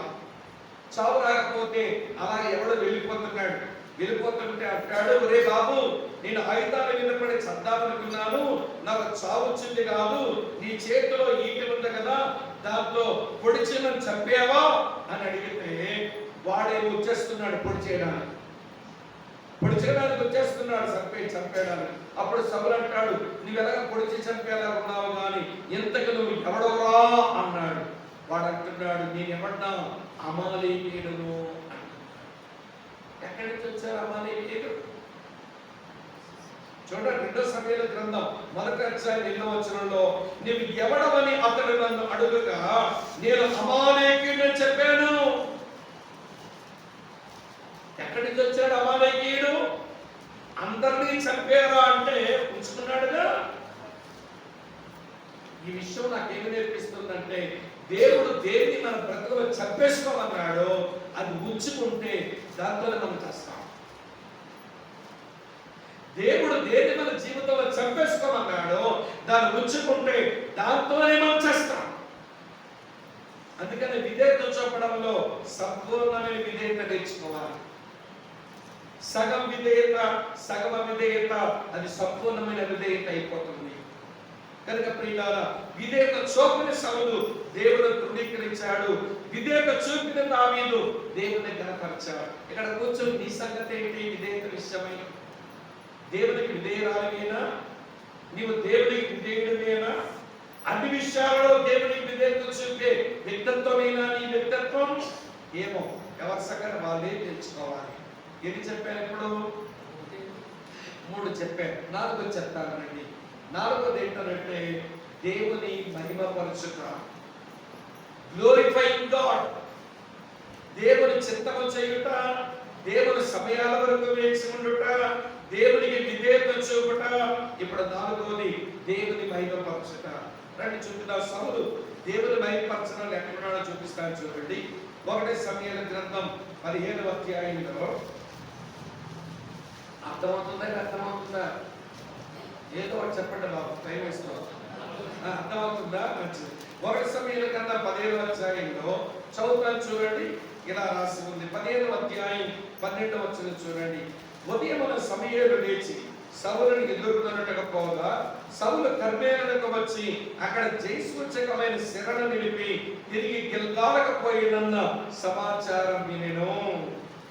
దేవుడే అమాలేకీయుల మీద యుద్ధానికి వెళ్ళమన్నాడు. సౌలు యుద్ధానికి వెళ్ళాడు, జయించాడు. ఇప్పుడు ఏం చేయాలి? సమాధానం బలి అర్పించాలి. పాస్టర్ గారు సమూయేలు గారు వచ్చినప్పుడు కృతజ్ఞత కూడిక పెట్టుకొని సమాధాన బలి అర్పించాలి. కానీ సమూయేలు వచ్చే వరకు ఆగలేదు.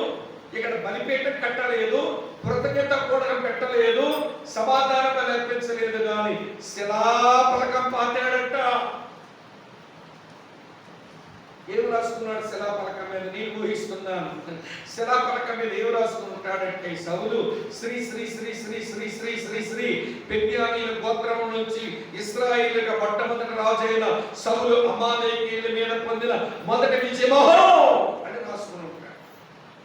అంటే ఎవరి పేరు రావాలని రాసుకున్నావయ్యా? దేవునికి మహిమ రావాలన్నా నీకు మహిమ రావాలన్నా? శిలాఫలకం ఎందుకు పాతావు? కొంతమంది శిలాఫలకం పిచ్చోళ్ళు ఉంటారు. తమ్ముడు ఎలియాజర్ గారు సహోదరి ఏమంటే ఎర్రబడ్డలో ఉన్నప్పుడు అక్కడ పర్లాకి పక్కన పశ్చిమాల ఊరు ఉంటుంది. తమ్ముడు కూడా తెలుస్తుంది ఆ ఊరు. ఆ పశ్చిమాలలో ఒక మంచి మందిరం కట్టారండి 23 సెంట్లలో. కట్టుకున్న తర్వాత దాన్ని ఓపెన్ పెట్టుకున్నారట. ఎప్పుడో జరిగింది చరిత్రలో. తర్వాత చాలా కాలం ఆ మందిరం మూతలు వేశారు. సరే, మందిరం కట్టుకున్నాక విశ్వాసులు సేవకులు కలిపి మందిరం కట్టుకున్నామని పైన ఒక టాబ్లెట్ శిలాఫలకం పెట్టుకున్నారు. ఆ రోజుల్లో ఎవరికి 30,000 ఇచ్చారంట. వాళ్ళేమో శిలాఫలకం రాయించుకుని తెచ్చేసుకున్నారు. తెల్లవారితే ఓపెనింగ్ వింటున్నారా మీరంతా? తెల్లవారితే ఓపెనింగ్ జరుగుద్ది. ఆ ఓపెనింగ్ జరగకపోతే వీళ్ళు రాత్రి చేరి మందిరం దగ్గరకు వచ్చి ఆ శిలాఫలకం తీయించేసి ఇల్లు తెచ్చిన శిలాఫలకం పెట్టించేసుకుని మొత్తం అంతా కట్టెలు పెట్టేసినారు, గుడ్డ పెట్టేశారు. ఉదయం లేవగానే మందిరం ఓపెన్ చేయాలిగా రెబ్బని కత్తిరించే ముందు శిలాఫలకం దగ్గర ప్రార్థన క్యాప్ స్టోన్, అది తలరాయి కాబట్టి దాని మీద ఉన్న గుడ్డ తొలగించి ప్రార్థన చేసి తర్వాత రెబ్బని కట్టించాలి. ఈ గుడ్డ తొలగించగానే ఈయన పెట్టిన శిలాఫలకం లేదు, ఎవడరా ఇది పెట్టింది అన్నాడంట వాడు. ఈ పెట్టిన బంధం అన్న నీకెంటా నొప్పి అన్నాడు. నీకెంట నొప్పి అంటానంటే మాస్టర్ గారు సంఘస్థలు కలిసి కట్టాం కదా ఈ మందిరం, ఆ ఒక కుటుంబమే కట్టినట్టు ఆ పేరేంటి అన్నారంట. ఈలోగా కోపాలు పెరిగాయి, మనుషులు దోసుకున్నారు. ఏమంటే పెద్ద పెద్ద దుడ్డు కర్రలు తీసుకున్నారు, తరకాయలు పగలగొట్టేసుకున్నారు. మందిరం రెబ్బలు కట్టి కమ్మలేదు. ఏమంటే చర్చిలోకి ఎవరు పోలేదు. వండినటువంటి అన్నాలు, సాంబారులు, మాంసాలు అన్ని చల్లాచెదురు అయిపోయినాయంట. 144 సెక్షన్ పెట్టారు. చివరికి ఆ తాళం వేసేసి మందిరానికి సీల్ చేసి ఏమంటే జడ్జి గారు వెళ్ళిపోయినాడు. ఎందుకంటే దేవుని పని పాడైంది. ఏం పిచ్చింది చెప్పలేం, పేరు పిచ్చి, శిలాఫలకాల పిచ్చి. మన సంఘాల్లో కొంతమంది ఎలక్ట్రా తగలాడుతుంటారు. మా పేరు గుర్తించాలా, మమ్మల్ని గమనించాలా, మాకు వందనాలు చెప్పాలా, మమ్మల్ని గౌరవించాలా. దీపించండి క్రైస్తవులు. నేను గుర్తించబడాలా, నేను గమనించబడాలా, నేను గౌరవించబడాలా. ఇదేంటిది ఆకలి? హెచ్చరించబడవలసిన వాడు ఆయన లేక మనమా? ఇందాక ఎవరో ప్రార్థన చేస్తున్నారు. ఆ వెనకాల బ్రదర్ గారు, ప్రభా నేను గొప్పవాలని కాదు, నేను కనబడాలని కాదు, నీవు కనబడాలి, నీవు గొప్పవాలి. ఆ మనస్తత్వం ఉండాలి. కానీ తెలుగులకే మైంద్రాలు చెప్పనా? మా యొక్క సాగుతుందండి చెప్పన. తెలుగుల మైంద్రోగం పోరక తాలింపు, బట్టక జాడింపు, తెలుగోడికి పొగడింపు లేకపోతే బతకలేరండి. కూరగేంటి చెప్పరేవమ్మా? బట్టగేంటి జాడి, తెలుగోడికి ఏంటి పొగడాలి. ఎవరో సిస్టర్ గారు పొందనాలండి, ఆవిడ ఎంత పరిచయం చేసిందో అని పాస్టర్ గారు ఇక్కడ పొగిడితే ఈవిడ భుజాలకు గజ్జలు అయిపోతాయి అన్నమాట. పరలోకంలో బహుమానం పోగొట్టుకుంటావే తల్లి. పొగడకపోతేనే నీకు మంచిది, ఎవరు గుర్తించకపోతేనే మంచిది, ఎవరు గమనించకపోతేనే మంచిది. పరలోకంలో మన బహుమానం ఉంటుంది. నీకు అంత పేరు ఇచ్చేంటయ్యా సౌలు? శిలాఫలకం పాతే పెట్టి పాస్టర్ గారు పిలిపించుకున్నది లేదు, సమాధానం బలి చేసింది లేదు, బలిపీఠం కట్టింది లేదు, శిలాఫలకం పాతాడు. చెప్పండి, దేవుని గణపరిచిన వాడా, తృణీకరించిన వాడా? ఇప్పుడు దావీదు విషయం చదువుతాను చూడండి. మొదటి సమూయేలు గ్రంథం 17వ అధ్యాయంలో బాగా వినండి. అది సరిగా ఉందో లేదు చూడండి, చదివినట్టు ఉందో లేదు చూడండి. మొదటి సమూయేలు గ్రంథం 17వ అధ్యాయం 46వ వచనం చూడండి, చదువుతాను. ఈ దినమున యెహోవా నిన్ను నా చేతికి అప్పగించును, నేను నిన్ను చంపి నీ తల తెగవేతును. ఇశ్రాయేలీయులలో దావీదు ఉన్నాడని లోక నివాసులందరూ తెలుసుకున్నట్లు. అలాగే ఉందమ్మా. ఎవరున్నారని తెలియాలి? దావీదు ఉన్నాడని ఎవరికి తెలియనక్కర్లా, ఎవరున్నారని తెలియాలి. అంటే దావీదు మనస్తత్వం ఏంటి? దేవుడు మహిమపరచబడాలి. సౌలు మనస్తత్వం ఏంటి? నేను మహిమపరచబడాలి. అందుకని సౌలు దేవుడు తృణీకరించిన వాడయ్యాడు, దావీదు దేవుని ఘనపరిచిన వాడయ్యాడు. ఇప్పుడు అడుగుతున్నాను మిమ్మల్ని, మీ మనస్తత్వం ఏంటి? మీ జీవితంలో ఆయన హెచ్చవలసి ఉన్నది, నేను తగ్గవలసి ఉన్నది అనేది మీ బ్రతుకు నియమమా? యోహాను సువార్త 3:30లో బాప్తిసం ఇచ్చి యోహాను అలా బ్రతుకుతున్నాడట. ఆయన హెచ్చవలసి ఉన్నది, చెప్పండి, నేను తగ్గవలసి ఉన్నది. ఈ మనస్తత్వంతో దేవుని పిల్లల బ్రతకాలి. నీ జీవితంలో ఏది జరిగినా దేవునికే పేరు రావాలి, దేవుడే మహిమ పొందాలి, ఆయనే గొప్ప చేయబడాలి. అదేనా నీ మనస్తత్వం? లేకపోతే నువ్వు గొప్ప చేయబడాలనున్నా ఏమో నీ సంగతి నీకే వదిలిపెడుతున్నా. ఇన్నొచ్చా ఇప్పటి వరకు మనకు? మొదటిది ఏంటి? దేవుని చిత్తం చేయడం. రెండవది దేవుని సమయాల వరకు వేచి ఉండడం. మూడవది దేవునికి విధేయత చూపడం. నాలుగవది చెప్పండి, దేవుణ్ణి కనపరచడం. ఐదో చెప్తాను. ఐదవది ఏంటంటే, వింటున్నారా మీరంతా? ఐదవది దేవుని సేవకులతో అంటి పెట్టుకొని ఉండుట. Abiding with God's servant. దేవుని సేవకులతో అంటి పెట్టుకొని ఉండడం. దేవుని సేవకులతో అంటి పెట్టుకొని ఉన్నవాడు దేవుని గణపరిచిన వాడు, దేవుని సేవకులను వదిలేసిన వాడు దేవుని తృణీకరించిన వాడు. సౌలు ఎక్కడున్నాడో చెప్తాను చూడండి. మొదటి సమూయేలు గ్రంథం 15వ అధ్యాయానికి రండి. మొదటి సమూయేలు గ్రంథం 15వ అధ్యాయంలో చూస్తారా? 35వ వచనం ఏం రాస్తుందో? 35 చూడండి. 15:35. సౌలు బ్రతికిన దినములన్నిటను సమూయేలు అతను దర్శింప వెళ్ళలేదు, కానీ సౌలును గురించి దుఃఖాక్రాంతుడాయెను. మరియు తాను సౌలును ఇశ్రాయేలు మీద రాజుగా నిర్ణయించినందుకు యెహోవా పశ్చాత్తాపం పడెను అని రాసి ఉంది. సౌలు బ్రతిక దినములన్నిటను వింటున్నారు. సమూయేలు సౌలు ఇంటికి పోలేనంట. అప్పుడు సమూయేలు దగ్గరగా సౌలు చెప్పాలి, అయ్యా ప్రవక్త, అయ్యా యాజకుడా, నువ్వు నా ఇంటికి రాకపోతే నా సలహాలు ఎవరు చెప్తారు? నేను ఎలా జీవించాలో నాకు ఎవరు నేర్పిస్తారు? నువ్వు రాకపోతే ఎట్లా? నన్ను క్షమించు, నేను తప్పు చేసిన మాట నిజమే అని సేవకుడు క్షమాపణ అడుగుకొని సేవకుడు తట్టి పెట్టుకుని ఉండాలిగా. కానీ సౌలు పని చేయాల. నీ ఇంటికి నా ఇల్లంత దూరము? చెప్పండి తర్వాత మాట. ఎలాంటైనా నిరాకరిస్తే కర్నూలు, నీ ఇంటికి నా ఇల్లంత దూరము, నా ఇంటికి నీ ఇల్లంతే దూరం, నీ ఎక్కువ నాకేంటి అని దైవ సేవకులకు దూరమైపోయాడు.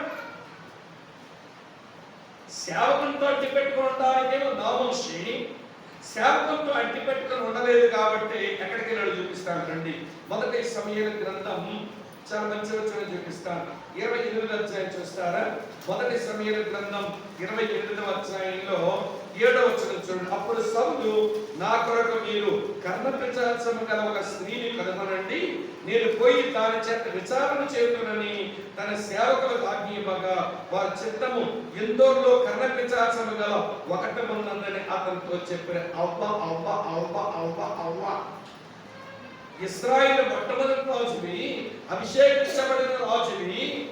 ఏమని వినండి, ఈ రోజున ఒక ఆడదాని దగ్గరికి వెళ్ళి, కర్ణపించాల్సిన కలిగిన దాని దగ్గరికి వెళ్ళి విచారణ చేసి దేవుని చిత్తం తెలుసుకోవాలని దాని దగ్గరికి పోవడం ఏంటయ్యా నీకు? సేవకుడిని అంటి పెట్టుకుని ఉండకపోతే కర్ణపించాల్సిన దగ్గర పడతాం మనం. అర్థమవుతుంది చెప్పే విషయం. సమూయేలును అంటి పెట్టుకుని ఉండలేదట. ఎక్కడ పోయినాడు? కర్ణపించాల్సిన ఆడదాని దగ్గరికి పోయాడు. మీరు నేర్చుకోవాలి ఈ పాఠాలు.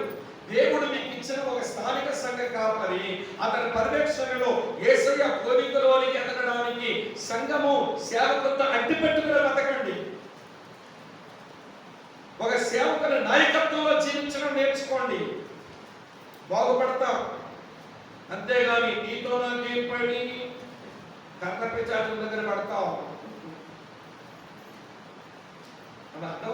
చెప్పే మాట దావీదు అట్లా లేడండి. దావీదు జీవితం చూపిస్తానండి. మొదటి రాజుల గ్రంథం చచ్చే వరకు సేవకులు తండ్రి పెట్టుకున్నాడండి ఇతగాడు.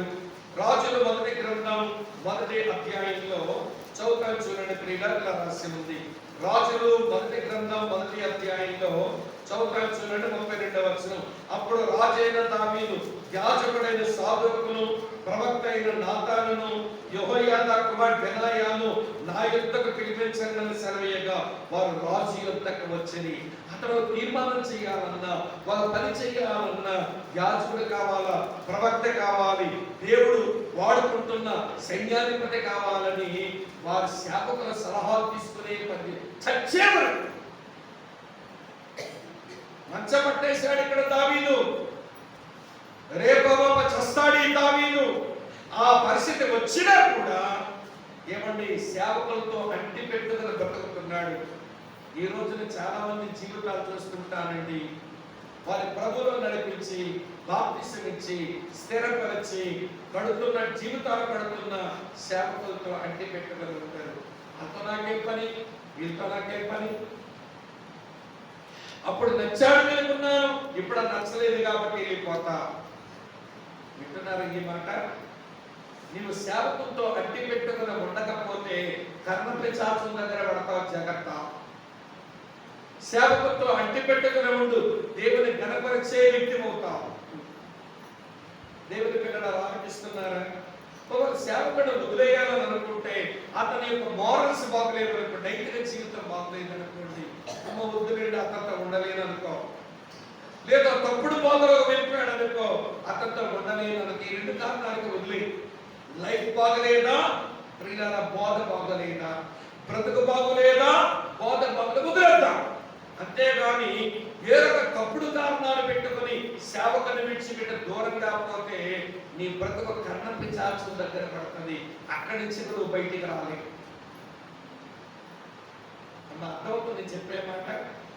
ఈ కర్ణం అనొచ్చు, ఈ మాస్టర్ గారు ఉన్నారా, ఈ లేకపోతే మాకు లేవా ఇక్కడ గోల్డన్ని అని చెప్పి వెళ్ళిపోతారు టెంపుల్కి. టెంపుల్ ఉన్న మీ ఊళ్ళో కూడా ఉందండి. ఆ టెంపుల్లో ఉన్న ఆయన మీతో సావాసము చేయడు, మీ కష్టము చూడు, లేకపోతే మీతో సంభాషణ చేయలేడు. కానీ అక్కడ వెళ్ళి వేల రూపాయలు కాలు పెడతారండి. అది ఎక్కడొచ్చింది ఈ క్రైస్తవులకు దరిద్రం? నాకు అర్థం కావాలన్నా ఒక స్థానిక సంఘ కాపరి ఒక స్థానిక సంఘంలో కట్టుబడి ఉండి యేసయ్య పోలికలోనికి ఎదగడానికి సేవకుని పర్యవేక్షణలో ఉండి ఎదగాలనుకున్నగా టెంపుల్కి వెళ్ళిపోతారంట. అక్కడ అడిగినోడు ఉన్నాడుగా, ప్రార్థన చేసుకున్నావా, బైబిల్ చదివావా, భార్య ఎట్లున్నావు, నీ భర్త ఎట్లున్నావు, తల్లిదండ్రులు బాగుపడుతున్నారా, బాప్తిసం పొందారా, ఉపవాసం ఉన్నావా, రక్షించబడ్డావా, ఇవన్నీ అడిగేవాడు అనుకుంటున్నాడు కదా. అందులోని నలుగురితో కరణందా, కులంతో కరణందా, అక్కడ పోతే బాగుంటుంది. ఎక్కడికి నేను చెప్పలేదు తెలియనట్టు టెంపుల్గా పోతే అడిగినోడు ఉన్నాడా? స్థానిక సంఘం ఒక చిన్న సంఘంలోకి వస్తే పట్టించుకునే సేవకుడు ప్రతీది అడుగుతాడు. అది నీకు మేలు, అది నీకు అర్థం కాక అక్కడ అడిగినోడు ఎవడు ఉన్నాడు కాబట్టి సంతలోకి పోయినట్టు పోవడమే, సంతలోంచి వచ్చినట్టు రావడమే. సంతభక్తి ఎక్కడ అర్థం ఎక్కడ పట్టిందో ఆయన ఇది సంత క్రైస్తవుడు. సంతభక్తి నేర్చుకుంటున్నారు సంత క్రైస్తవుడు. నచ్చుకోకండి ఇలా చెప్పానని. దేవుడు నీకు ఇచ్చిన ఒక తండ్రి లాంటి సేవకుని అంటి పెట్టుకుని ఉండు. బోధ బాగలేకపోతే వదిలేసాయి. బోధలో అబద్ధ బోధ వచ్చిందా మానేద్దాం, బ్రతుకులో నైతిక జీవితం పోయిందా వదిలేద్దాం. కానీ ఈ రెండు కారణాలు మినహాయించి వేరే కారణాలకు నీ సేవకుడి సంఘాన్ని వదిలిపెట్టి వెళ్ళకూడదు. చచ్చే వరకు దావీదులాగా చచ్చే వరకు సేవకుని అంటి పెట్టుకుని బ్రతకాలి. ఆ సమయం కొడుకులేరు బాగున్నారా? అయినా దావీదు చచ్చే వరకు సమయం అంటి పెట్టుకుని లేడండి. నీవేమో పాడు కారణాలు చూపించి సేవకులకి సంఘానికి దూరంగా బ్రతికితే అది నీకు చాలా ప్రమాదం. ఎందుకు చెప్పాను ఇప్పుడు మీకు? 5 చెప్పాను, 6 చెప్తాను రండి. 6 ఏంటంటే అర్థమవుతుందా లేదమ్మా? సమయం ఒక్క దాంట్లోనైనా దేవుని కనపరిచారమ్మా ఇప్పటి వరకు? దావీదు ఒక్క దాంట్లోనైనా దేవుని తృణీకరించాడా?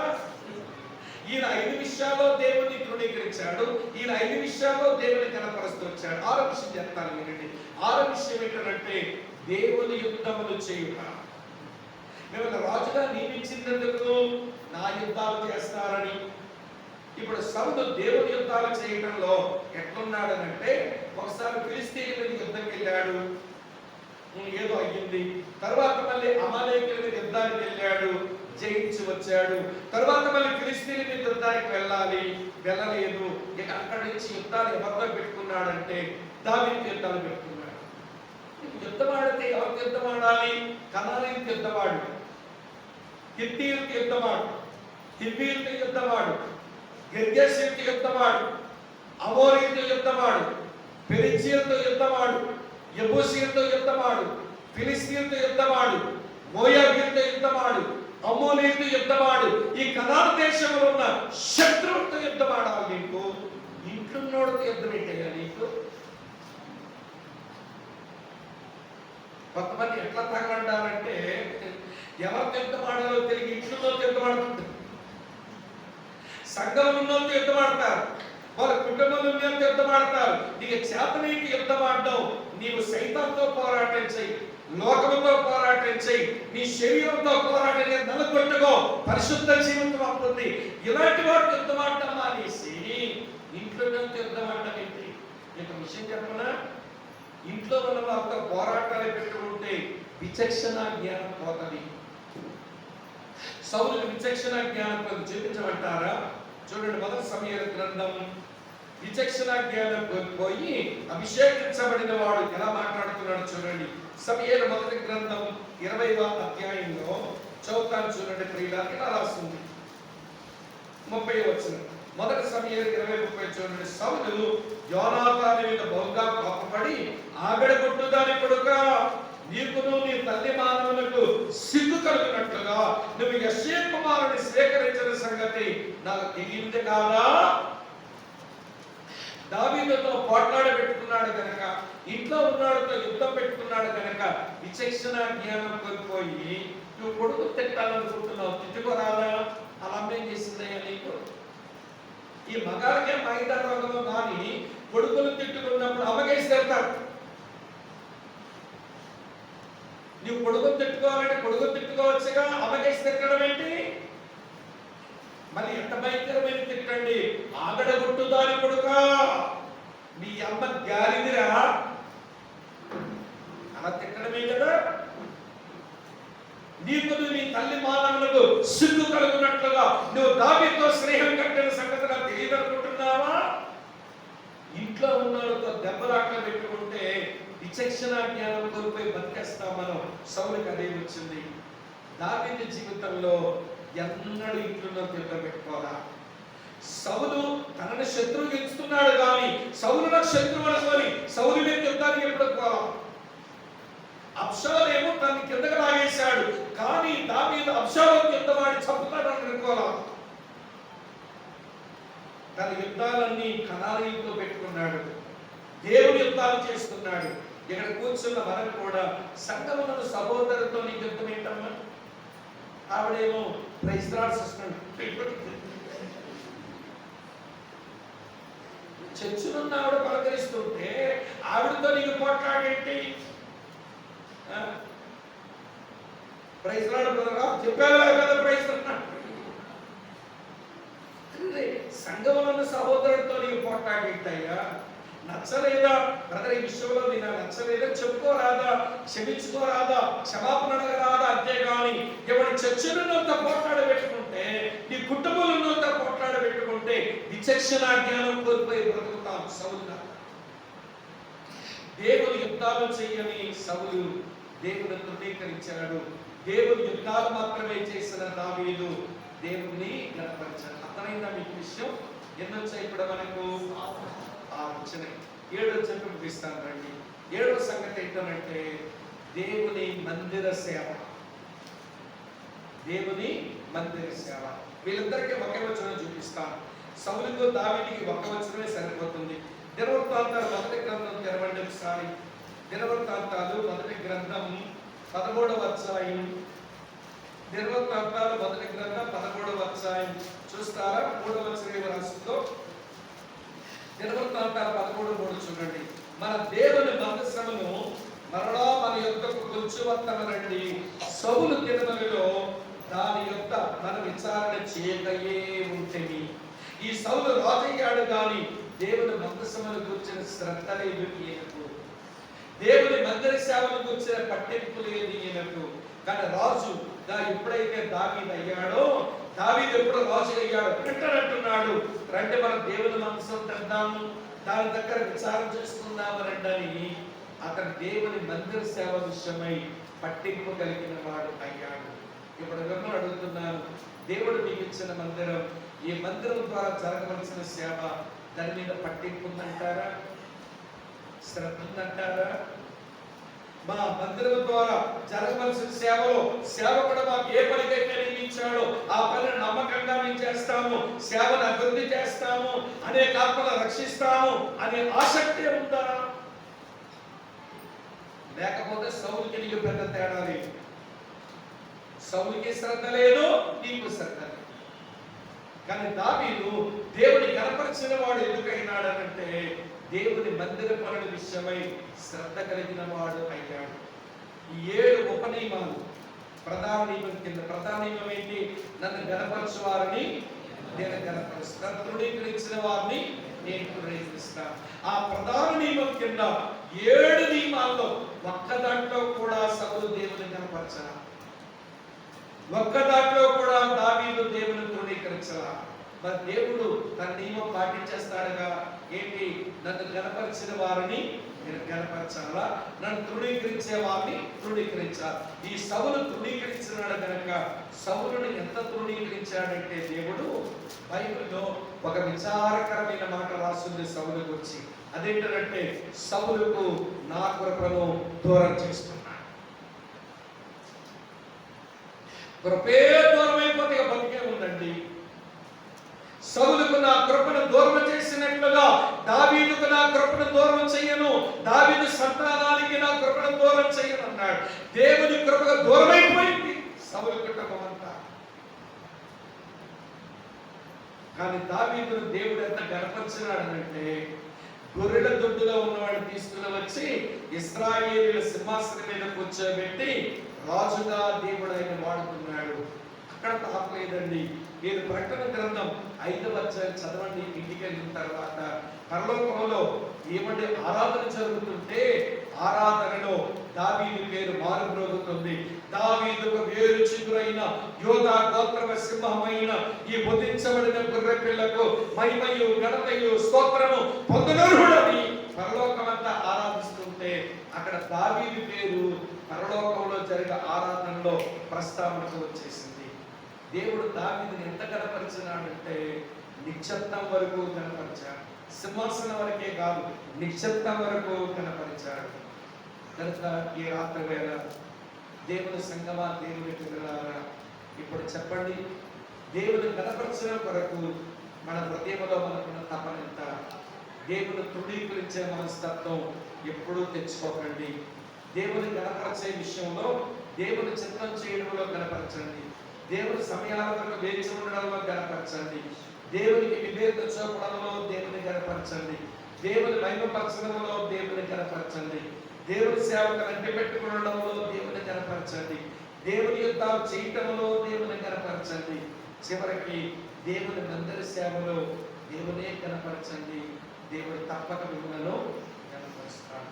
కలవచ్చండి, కలుసుకోండి, ప్రార్థన చేసుకుందాం. మోకరించే విశ్రమాటల వల్ల మోకరించండి. ప్రభువా, నీ వాక్యం వెలుగులో నా జీవితాన్ని చూసుకుంటున్నప్పుడు నిన్ను గణపరచడం నాకు రాలేదు నాయన. నాకు తెలియకే నేను చాలాసార్లు